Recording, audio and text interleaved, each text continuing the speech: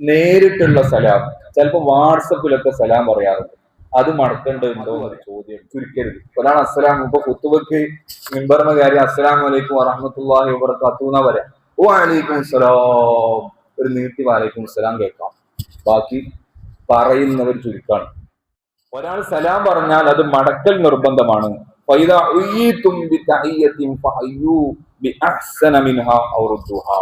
നിങ്ങൾ പിശുക്കന്മാരാവരുത് എന്ന് പറഞ്ഞു കാണാം. അസ്സലാമു അലൈക്കും വറഹ്മത്തുള്ളാഹി വബറകാതുഹു എന്ന് ഒരാൾ സലാം പറഞ്ഞാൽ അങ്ങനെ തന്നെ സലാം അടക്കണം. അതാണ് ഈ പറഞ്ഞ ആയത്തിന്റെ അർത്ഥം. നിങ്ങളോട് ഒരാൾ സലാം പറഞ്ഞാൽ ഫഹയ്യൂ ബിഅഹ്സന മിൻഹാ, അതിനേക്കാളും നല്ലത് കൊണ്ട് മടക്കണം. ഈ പറഞ്ഞതിനേക്കാളും നല്ലതില്ല, അത്രേ ഉള്ളൂ. അപ്പൊ അതന്നെയാണ് നല്ലത്. ഔറുദ്ദുഹ, അല്ലെങ്കിൽ അത് തന്നെ മടക്കി പറയണം. അസ്സലാമു അലൈക്കും എന്ന് ഒരാൾ പറഞ്ഞാൽ അയാളോട് വഅലൈക്കും അസ്സലാം എന്ന് പറയാം. അസ്സലാമു അലൈക്കും വറഹ്മത്തുള്ളാഹി എന്ന് പറഞ്ഞാൽ അയാളോട് വഅലൈക്കും അസ്സലാം വറഹ്മത്തുള്ളാഹി എന്ന് പറയാം. അസ്സലാമു അലൈക്കും വറഹ്മത്തുള്ളാഹി വബറകാതുഹു എന്ന് പറഞ്ഞാൽ അത് പറയാം. ചുരുക്കരുത്. ഒരാൾ അസ്സലാം, ഇപ്പൊ കുത്തുബക്ക് മിമ്പറിന്റെ കാര്യം അസ്സലാമു അലൈക്കും വറഹ്മത്തുള്ളാഹി വബറകാതുഹു എന്നാ പറയാം. വഅലൈക്കും സലാം, ഒരു നീട്ടി വഅലൈക്കും സലാം കേൾക്കാം. ബാക്കി പറയുന്നവർ ചുരുക്കാണ്.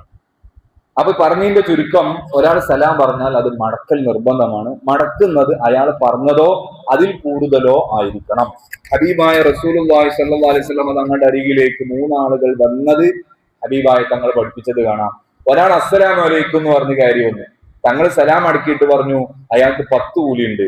രണ്ടാമത്തെ ആൾ വന്ന് അസ്സലാമു അലൈക്കും വറഹ്മത്തുള്ളാഹി എന്ന് പറഞ്ഞപ്പോ അയാൾക്ക് 20 കൂലിയുണ്ടെന്നും ബറകാതുഹുന്ന് കൂടി കൂട്ടിയപ്പോ 30 കൂലിയുണ്ട് എന്ന് ഹദീസിൽ പറഞ്ഞത് കാണാം. അപ്പൊ പറയുന്നതിന്റെ തോതനുസരിച്ച് ഇങ്ങനെ പ്രതിഫലം വർദ്ധിച്ചുകൊണ്ടിരിക്കും എന്ന് ഈ ഹദീസിന്റെ വിശദീകരണത്തിൽ കാണാം. ഇനി അടുത്തൊരു ചോദ്യം, മടക്കുന്നത് ആ പറഞ്ഞ ആള് കേൾക്കേണ്ടതുണ്ടോന്ന്. ചിലപ്പോൾ വാട്സപ്പിലൊക്കെ സലാം പറയാറുണ്ട്. അത് മടക്കേണ്ടതുണ്ടോ എന്നൊരു ചോദ്യമുണ്ട്. വാട്സപ്പിൽ ചില ആൾക്കാർ VM നടും, അല്ലെങ്കിൽ അസ്സലാമു അലൈക്കും AM ചുരുക്കിയിട്ടൊക്കെ അസ്സലാമു അലൈക്കും AM അങ്ങനെ പറഞ്ഞാലൊന്നും മടക്കേണ്ട ആവശ്യമില്ല. ഒരാൾ അസ്സലാമു അലൈക്കും എന്ന് പറഞ്ഞാൽ അത് മടക്കണം. ഒരാൾ എഴുതി വിട്ടു അസ്സലാമു അലൈക്കും, അതിനുള്ള തെളിവ് എന്താന്ന് വെച്ചാല് വാട്സപ്പ് എഴുതുന്നതിന്റെ മുമ്പ് തന്നെ, വരുന്നതിന്റെ മുമ്പ് തന്നെ മഹത്തുക്കൾ അതിലൊക്കെ തെളിവ് എഴുതി വെച്ചിട്ടുണ്ട്. ഖത്ത് പോലത്തത്, എഴുത്ത് പോലത്തത്, അല്ലെങ്കിൽ ഒരു സന്ദേശം പോലത്തത് അയക്കണ സമയത്ത് സലാം ഉണ്ടെങ്കിൽ അത് മടക്കണം എന്നാണ്. ഈ മടക്കുന്നത് ആ പറഞ്ഞ ആള് കേൾക്കണം എന്നില്ല, അയാൾ നമ്മുടെ അടുത്തില്ലാത്തതുകൊണ്ട്. ആ വോയിസിൽ പറഞ്ഞാലും കേൾക്കണ്ടെന്ന് നമ്മളെ പണ്ഡിതന്മാര് പറഞ്ഞ ആൾക്കാരുണ്ട്. ഇനി വോയിസിൽ പറഞ്ഞാൽ അത് കേൾപ്പിക്കാനുള്ള വകുപ്പ് ഉണ്ടല്ലോ, അപ്പം അടക്കിയിട്ട് പിന്നെ സൗകര്യപൂർവ്വം അത് അവർ കേൾപ്പിക്കണം. അത് കേൾപ്പിക്കുന്നതിൽ ഒരുപാട് മഹത്വമുണ്ട്. അത് സുന്നത്താണ് എന്ന് പറഞ്ഞിട്ടുണ്ട്. നിർബന്ധമില്ല അവർ കേൾപ്പിക്കൽ. എന്നാൽ നേരിട്ട് ഒരാൾ സലാം പറയുകയാണെങ്കിൽ അത് അയാൾ കേൾക്കണം, അത് നിർബന്ധമാണ്. എന്നാലേ മടക്കിയ രൂപം ആകുള്ളൂ, മടക്കിയ ഉത്തരവാദിത്വം വീടുള്ളൂ എന്ന് മഹത്തുക്കൾ പഠിപ്പിച്ചത് കാണാം. ഇങ്ങനെ കേൾക്കുന്നത് കൊണ്ട് ഒരുപാട് നേട്ടമുണ്ട്. ഒന്ന്, ഫർള് വീടി കിട്ടും, നമ്മളെ ഫർളായ ഒരു ബാധ്യത വീടും. 2, ഇന്റെ സലാമോ മടക്കിയില്ലല്ലോ എന്ന ഒരു ചിന്ത അവനിക്ക് മനസ്സിൽ വരികയും എന്നോട് എന്തെങ്കിലുമൊക്കെ ഒരു ദേഷ്യമുണ്ടോ എന്ന ഒരു തോന്നൽ ഉണ്ടാവുകയും ഇല്ലാതാവും സലാം പറയുന്നത് മടക്കിയാൽ.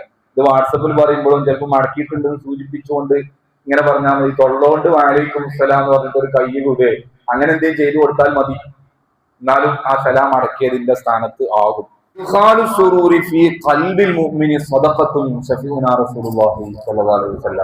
ഇങ്ങനെ നമ്മൾ സലാം അടക്കുമ്പോ ആ മടക്കുന്നത് കേൾക്കുമ്പോ അയാളുടെ മനസ്സിലൊരു സന്തോഷം ഉണ്ടാവും. ഈ സന്തോഷം സ്വതക്ക ചെയ്തതിന്റെ പ്രതിഫലം നൽകും എന്ന് ഹബീബായ റസൂലുള്ളാഹി സ്വല്ലല്ലാഹു അലൈഹി വസല്ലം. ഇങ്ങനെ ഒരുപാട് നേട്ടമുണ്ട്. പറഞ്ഞ ആള് സലാം അടക്കുന്നത് കേൾക്കുന്നതും ഉണ്ട്. അപ്പൊ ഈ ഖുതുബക്കായാലും ഞെക്കയായാലും സലാം പറയുമ്പോ ഒരാളെങ്കിലും മടക്കലാണ് നിർബന്ധമുള്ളത്. ഒരാൾ മടക്കിയാൽ എല്ലാവരും കുറ്റത്തിൽ നിന്ന് ഒഴിവാകും. അപ്പൊ അത് ഫർള് കിഫായയാണ്. ഒരു വ്യക്തിയോടാണ് സലാം പറഞ്ഞത്, ഒരു പേരെടുത്ത് പറഞ്ഞ് ഒരു വ്യക്തിനോട് സലാം പറഞ്ഞാൽ അയാൾ തന്നെ മടക്കണം. എല്ലാവരോടും പാടെ സലാം പറഞ്ഞാൽ ഏതെങ്കിലും ഒരാൾ മടക്കിയാൽ എല്ലാവരും കുറ്റത്തിൽ നിന്ന് ഒഴിവാകും. അത് ഫർള് കിഫായിൽ പെട്ടതാണ്.